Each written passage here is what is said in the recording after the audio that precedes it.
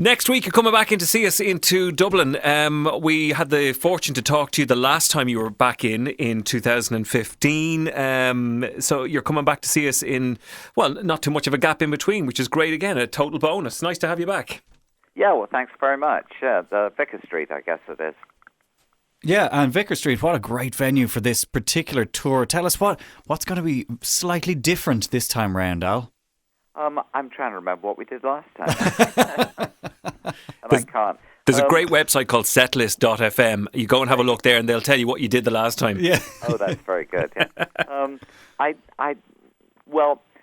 We're doing, I think the last time around we just played the Year of the Cat record, as far as I remember. That's right, you did, yeah. And right on this time around, we're doing stuff from, like all the different records, all different times. So I think that would be different. Now, when I say the word bedsit to you, what is the first thing that you think of? What is the first thing that pops into your mind? Oh, I lived in a basement in a bedsit in Kensington when I first came to London, and it was sort of gloomy. It was kind of dark down there, but it sort of like felt partially like being a mole in a way. And it was fun. It was a lot of fun being away from home for the first time and living in this kind of gloomy, sort of semi-beatnik basement in South Kensington. And was it one of these places where the bed was shoved up in one corner and you kind of had a kitchenette in the other corner and a wardrobe and a television, or did you even have a television? No, didn't have a television. I had a dance set record player there. Very good. You had the tunes with you. And did it inspire you to write the songs from the bedsit, or did it inspire you to get the hell out of the bedsit and see the world and write the songs? Oh, I thought it was very romantic. I mean, I liked it. I was very young, and it was just sort of there I was in this bedsit in Kensington. I had my little record player, and I had a stack of records, and I was beginning to write songs, and you'd sit on the bed and twang the guitar, and it was all very, I don't know, it was sort of idyllic. It does sound kind of romantic now the way you put it, but I mean, if it was my life, it would sound like rubbish. Yeah, I was thinking the exact same. When you say it, I'm going, oh, that sounds really awesome and cozy. It does. In our life, it'd be damp and all sorts of horribleness going on. There'd be a meter in the corner. We wouldn't have enough 50p's to keep the record player going and stuff like that. Of course, the tour is called Back to the Bedsit Tour. Is that the place, by the way, that Paul Simon lived in as well? Was that the same building? No, that was a little bit. This was when I got my own place. Okay. When I very first went up to London, I didn't have any money, and there was a social worker living in the East End of London, and I heard a rumor that she let folk singers stay there. She had this big council apartment, and sure she did let folk singers stay there, and so I went round there, and I was there for 6 months or something.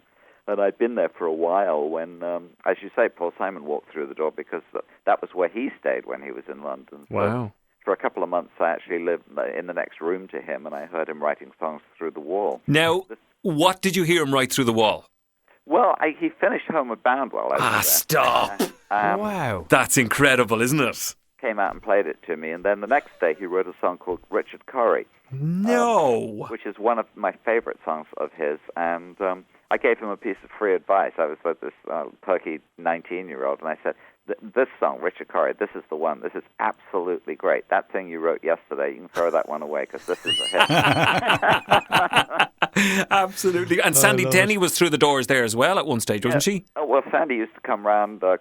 She was a nurse at the time, and she was the girlfriend of another American singer called Jackson Steve Frank.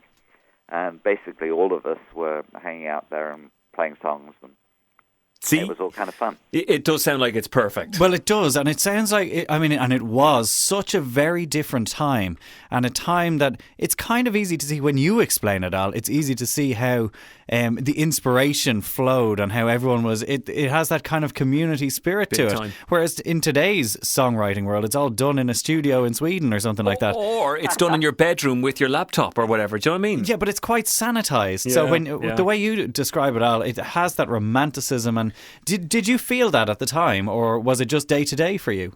No, it felt really exciting. I mean, it was a brand new thing to me because I'd been playing in basically beat groups, they were called in those days. I left school, and the Beatles had just released their first record when I left school, and so everybody wanted to be a Beatle. And I'd spent the previous 2 years playing Twist and Shout 3 times a night. Yeah. So when I went up to London, a lot of things happened very quickly. I got a job working in Bunge's Coffee Bar. They'd have folk singers every night, and I managed to convince them I was a folk singer. I didn't know anything about it. And then I got the job comparing at a very famous club called Les Cousins, or Les Cousins, as people called it. Yeah. Then I saw Bob Dylan, and that was just it was a revelation. I mean, one guy with a guitar standing on stage at the Royal Albert Hall and playing for 2 hours. I mean, when I saw the Beatles, they played for 25 minutes. Yeah. And so somehow in 1965, I got seduced into selling my electric guitar and becoming a folkie. And then it was just a question of how do you write songs? And, of course, Paul was very helpful.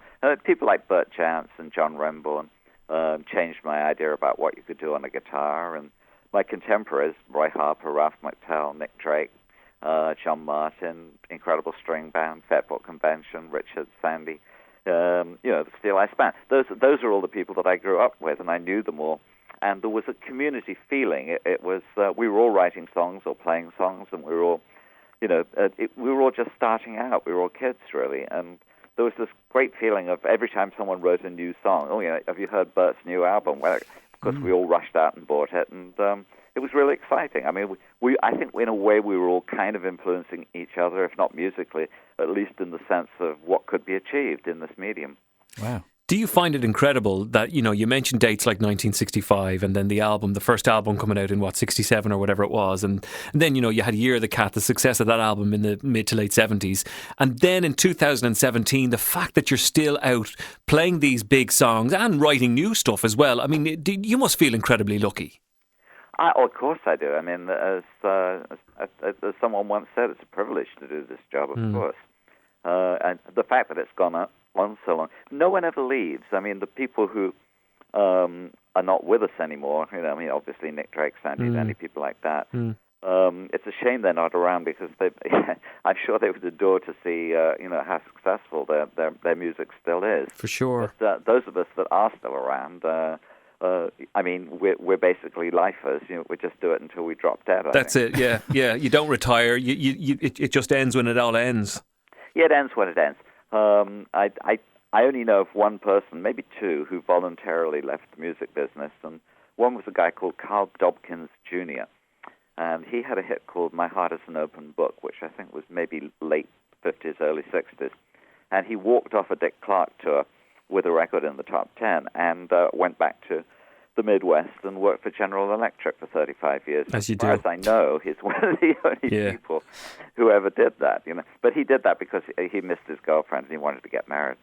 Al, talking to you for the last little while, I know you've had an authorised biography out, I think it was 2002 or thereabouts. I want another book. Any chance you can get writing again?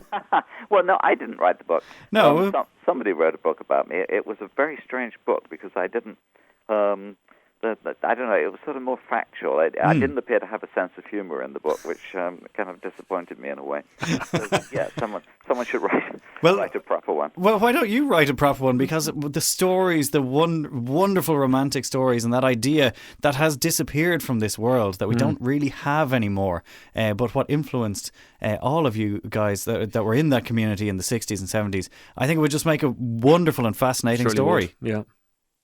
Well, yeah, it was all about. I don't know. It was all about. We believed in it. I think that's the thing. There's actually someone hammering on my door at the moment. Is there? Who was it? Hang on a second. I'm busy. Thank you. Is it room service? What you get? No, it's a lady with a fistful of bottles of water. I think she's trying to. They give me a bottle of water every day. I've got 4 of them here already. Now, you must drink your water, Al. That's very important. At least 8 glasses a day. I do, but I'm drinking a different kind of water. Rightio. Oh, good. Listen, before we let you go, because we're excited about you coming in, obviously we're going to hear, those big songs next week. Can I just ask you something about Year of the Cat? And I don't think we got to talk about this the last time we spoke when you were touring in 2015. You know the sax solo in Year of the Cat, right? Yeah. Well, I do. I've heard it, yeah. You've heard it once or twice, I would imagine. At the time, Alan Parsons was working on all of that stuff for you, wasn't he? He was producing that album. Yeah, he did. Yeah. So he brought in Phil Kenzie to do the sax solo, right? Yeah.